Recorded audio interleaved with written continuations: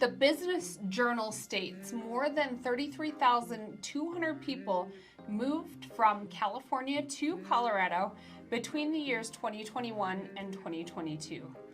That means California is the greatest source of migrants to Colorado. Texas at the number 2 spot with 25,466 of its residents moving to the Centennial State between 2021 and 2022. So many of our clients make the move from California each year. So what is that like? Well, we're going to break it down. Cost of living, what to expect, pros and cons, and more. So stay tuned to the end.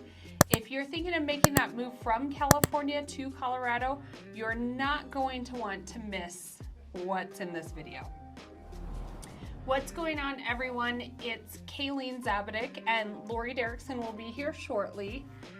And we're from Colorado's finest agency here in Denver, Colorado. We are one of your top relocation teams here in the Denver area. And if you're ready to make that move to Denver or buy or sell real estate in Denver, put those numbers into your phone and reach out. So why Colorado? Well, since 2010, nearly a quarter of residents who move to Colorado each year are from either California or Texas. What are some of the biggest differences between the two states that have so many people moving here year after year? Keep going to see 6 popular reasons people are moving from Colorado to California these days. So number 1 is the sunshine. The state of Colorado's climate offers a unique appeal that draws attention from people across the country, especially from those states like California. We're known for the abundance of sunshine here in Colorado, and it outshines even the Golden State in terms of clear, sunny days. So while California often is celebrated for its sunny weather, averages around 200 days of sunshine per year, Colorado boasts an impressive tally of nearly 300 days of sunshine versus that 200. So this significant difference is a key factor in the growing trend of individuals and families that are opting to relocate from places like Los Angeles, where maybe air quality is also an issue, such as smog, or those are some of the persistent concerns of people that we talk to. So the allure of Colorado's blue, clear skies and the pristine air of the Rocky Mountains is becoming increasingly attractive. So this shift is not just about seeking better weather, but it also reflects a growing preference for that lifestyle that offers a cleaner air and a connection with the natural environment, aspects that are abundantly available here in Colorado's picturesque landscape. So, median household income. Well, Colorado's economic landscape presents a notable advantage in terms of household income when it comes and is compared to California. So a key factor that is increasingly influencing relocation decisions.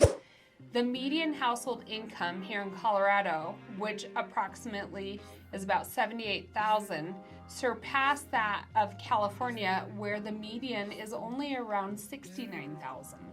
So this difference is not just a matter of statistical interest, but has real-world implications for individuals and families. In an era where financial stability is a top priority for many, the prospect of a higher income is compelling enough for reason to make that move to Colorado. Colorado's higher median income suggests that potentially we have a better or a stronger job market and better paying opportunities, which are critical factors for people trying to stretch their budgets further in times of, economic uncertainty. This financial allure, combined with Colorado's other lifestyle benefits, is making the state an increasingly popular choice for those seeking both economic and quality of life improvements. This trend reflects a broader shift where financial considerations are becoming a primary factor in determining where people choose to live and work. Go Banking Rates recently compiled data on the cost of living, population, rental costs, healthcare costs, and a little bit more to see just how far $100,000 could hypothetically go in 50 of the major U.S. cities. Denver ranked 12th, the 12th most expensive city. All of the cities that were more expensive than Denver were near the east and west coasts, and 8 of them were in California. So according to the study, Denverites who make $100,000 end up bringing home about $74,000 of that after taxes.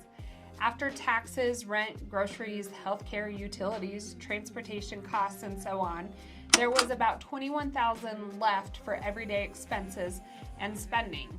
And 8 cities in California were more expensive, leaving less money in the family's pocket after all of those expenses.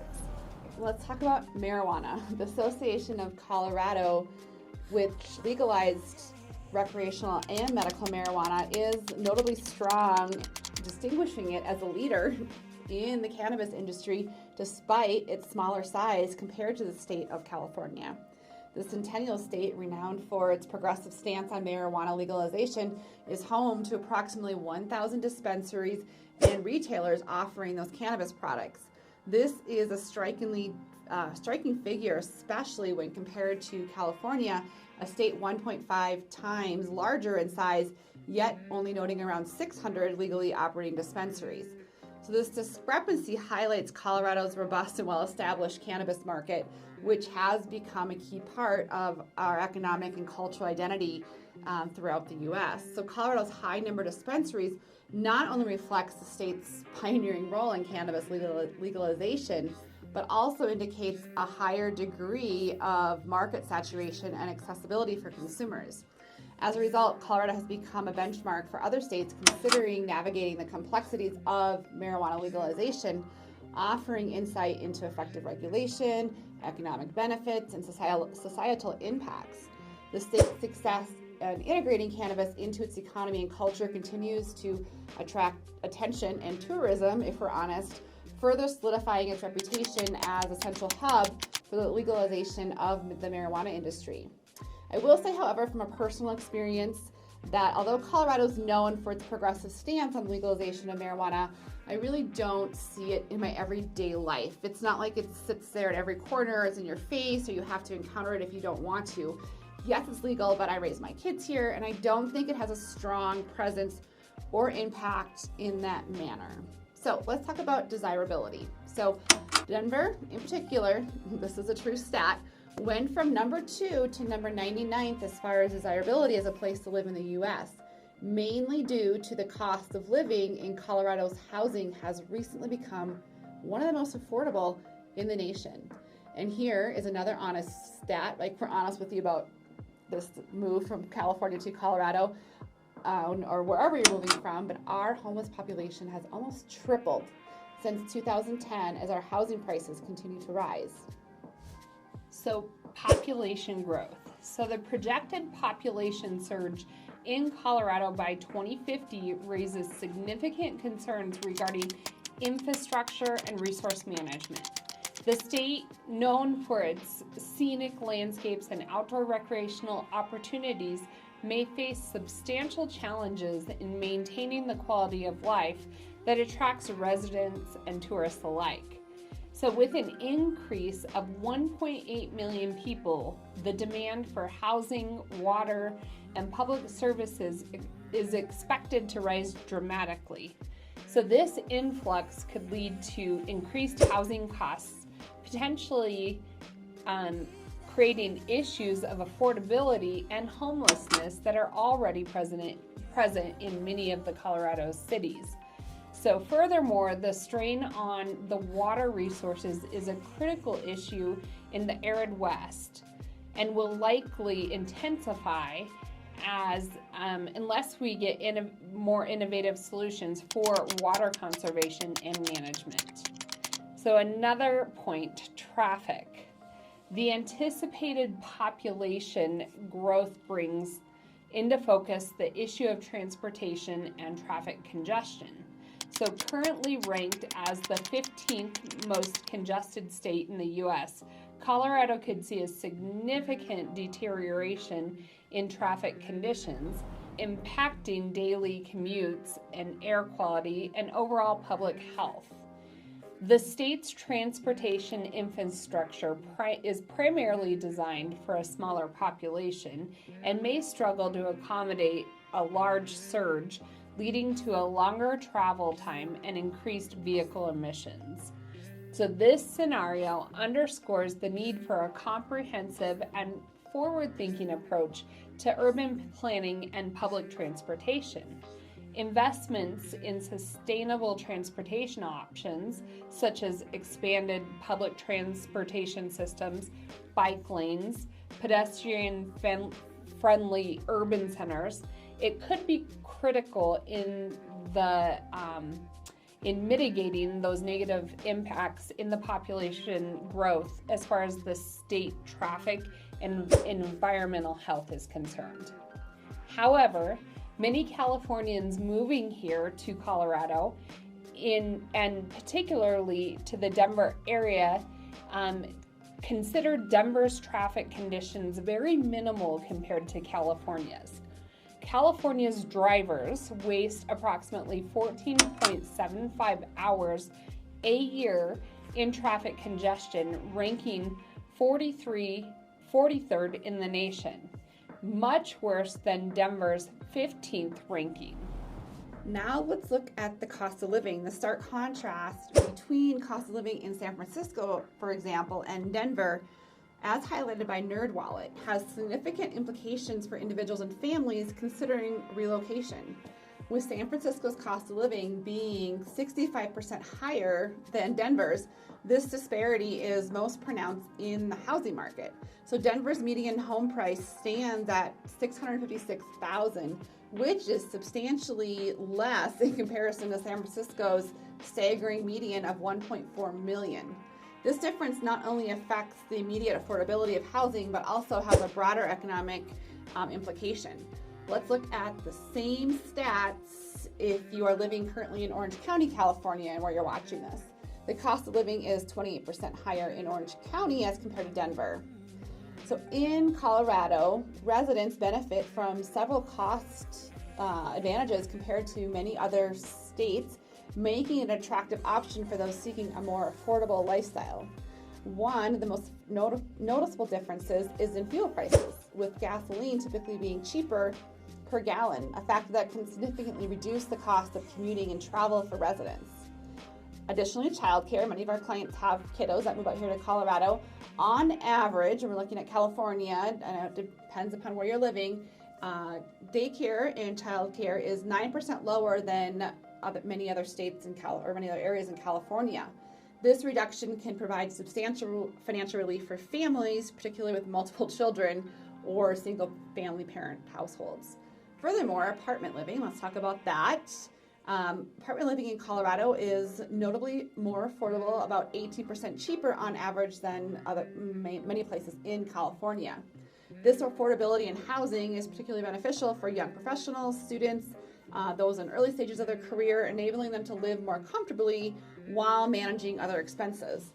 These factors combined contribute to Colorado's appeal as a state that offers a balance of economic practicality as well as the quality of life.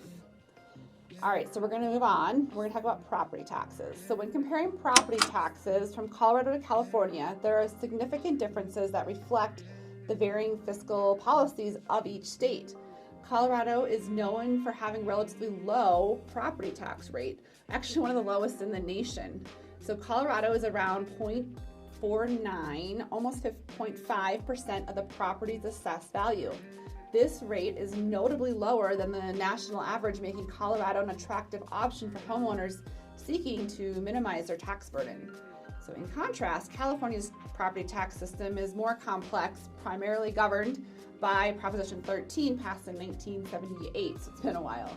This law capped the property tax rate at 1% of the property's purchase price and limits annual increases in the assessed value to a maximum of 2%, except when the property changes ownership. Despite these caps, the high real estate prices in California can lead to substantial property tax bills, often significantly higher than those here in Colorado. So for example, a $600,000 home here in Denver will have a property tax of approximately $2,800.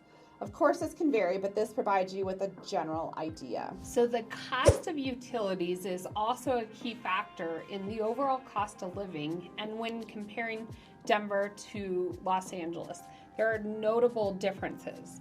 So generally, residents in Denver experience a lower utility cost compared to those in Los Angeles. This includes such expenses as electricity, heating, cooling, water, and garbage collection. So in Denver, the combination of a more temperate climate and energy efficient sources often result in lower heating and cooling costs.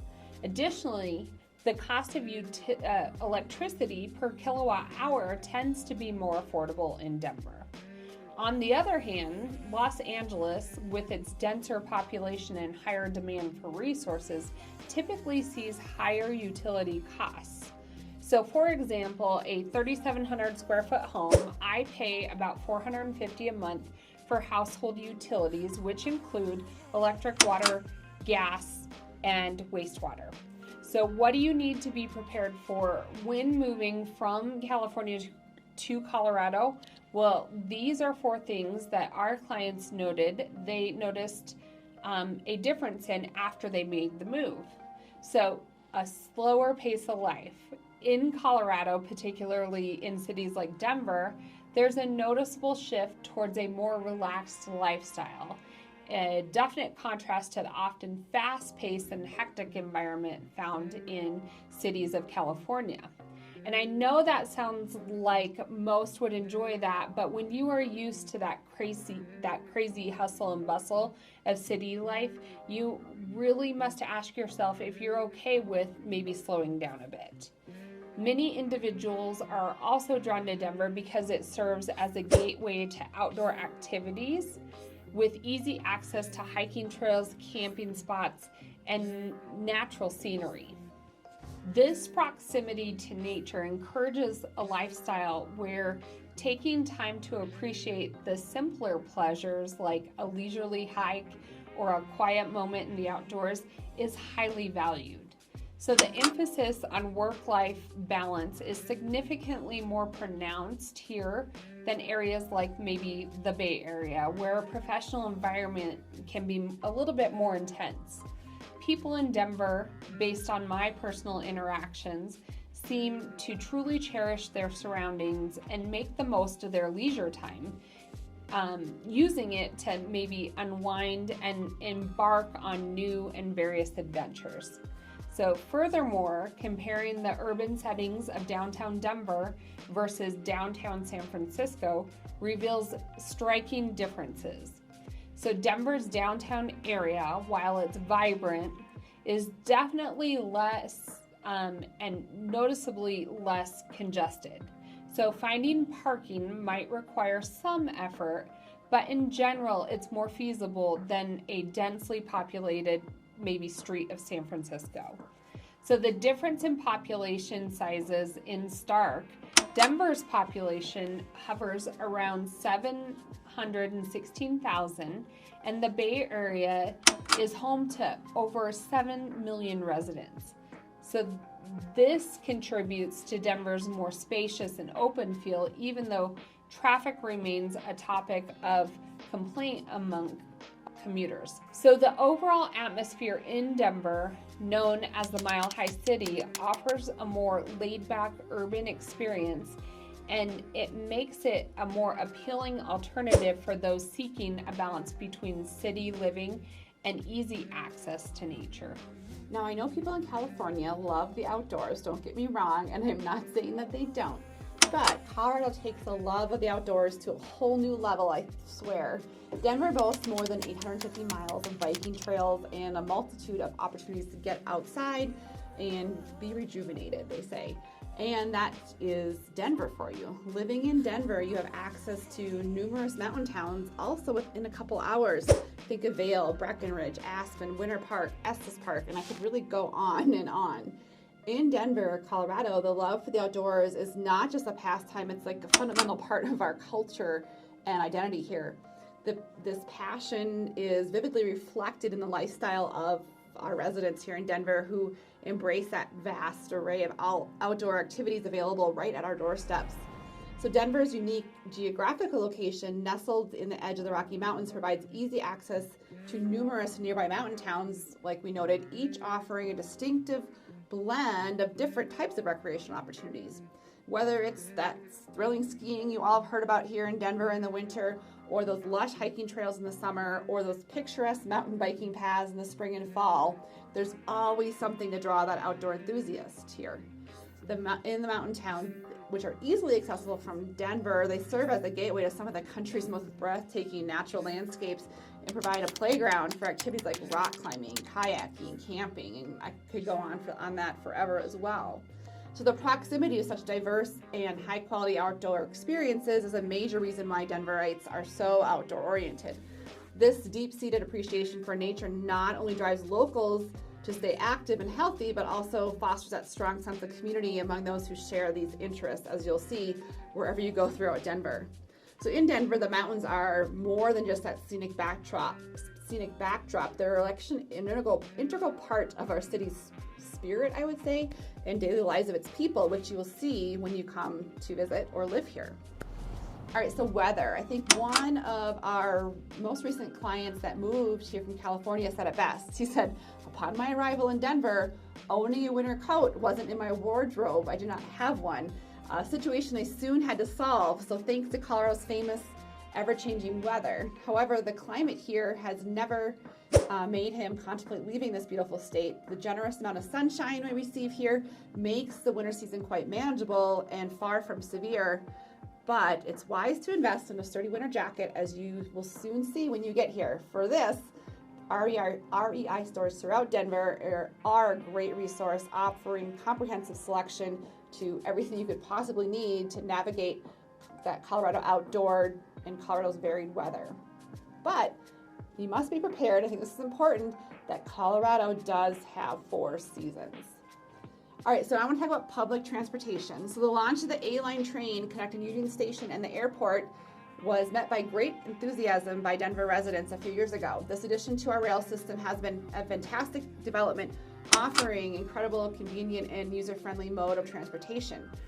RTD has done an impressive job in creating an extensive light rail network that has been great for residents all across the region. With Denver's expansion in the past decade, major arteries like I-70, I-25, I-225, Santa Fe, and 6th Avenue have become overwhelmed with traffic. Congestion is now a regular occurrence here, happening at all hours, honestly, rather than just being that occasional inconvenience during rush hour. So to circumvent these persistent traffic snares, the rising cost of parking, and more people opting for public transportation, you're seeing more and more here. In the southern parts of the Denver metro area, the light rail line runs along I-25 and Santa Fe routes. Each station is conveniently equipped with accessible parking options, including street and facility spaces. But if I'm honest, Denver's public transportation system fails in comparison to major cities in California, especially larger areas like LA and San Francisco. Denver honestly has a ways to go. So one quick thing I want to mention here is something else that's come up with our clients is our geography. Denver is surprisingly flat. I know when you think of Denver, you think of those Rocky Mountains, but Denver itself, it's situated just before those Rocky Mountains. So none less of our neighborhoods, including Clayton, Regis, Lohi, are privileged with impressive views, but a lot of times people think Denver might be more rolling hills, and for the most part it actually is pretty flat. But just a 45-minute drive from the city center transports you into the captivating foothills, as we talked about, to those Rocky Mountains. So this proximity opens up a wide variety of outdoor activities, whether that is like that hiking or ski trip in Summit or Eagle County. Such excursions are rewarding for all Denverites throughout the city. So those seeking adventure, close to the city. Destinations like Golden, Evergreen, Morrison are more community located near Denver and offer a rich variety of activities, ranging again from hiking, paddleboarding, ice skating. So these surrounding areas are treasures for those who love outdoor recreation and are really considered like a suburb of Denver, and always a great experience for those here locally. So last but not least, let's talk a little politics. So following the latest election results, Colorado has shifted towards becoming a more of a Democratic stronghold, especially in the Denver, Boulder, and specific mountain towns in Colorado. So this political shift is evident as both of Colorado's senators are now Democrats. In the House of Representatives, out of the 7 congressional seats Colorado holds, Democrats have a slight majority with 4 of those seats. Additionally, the state's governor is a member of the Democratic Party. However, it's important to also acknowledge that Republican support remains significant in certain areas, particularly on the Eastern Plains and along the Western Slope. Counties like El Paso and Douglas, which are home to Colorado Springs and Castle Rock, also continue to lean towards the Republican side. All this to say, whether you are a Republican or a Democrat, you can find a home here in Colorado. Many people reach out and the first question they ask is, do Coloradans really hate Californians? And the answer is no. Maybe I would change your license plate as soon as possible. So in all reality, we help hundreds of families make that move from out of state to Colorado each year, and many of them from California. And all of them have said they have felt welcomed and love Colorado. So if you're thinking of making that move, put those numbers into your phone and give us a call or text anytime. For now, we're out from Colorado.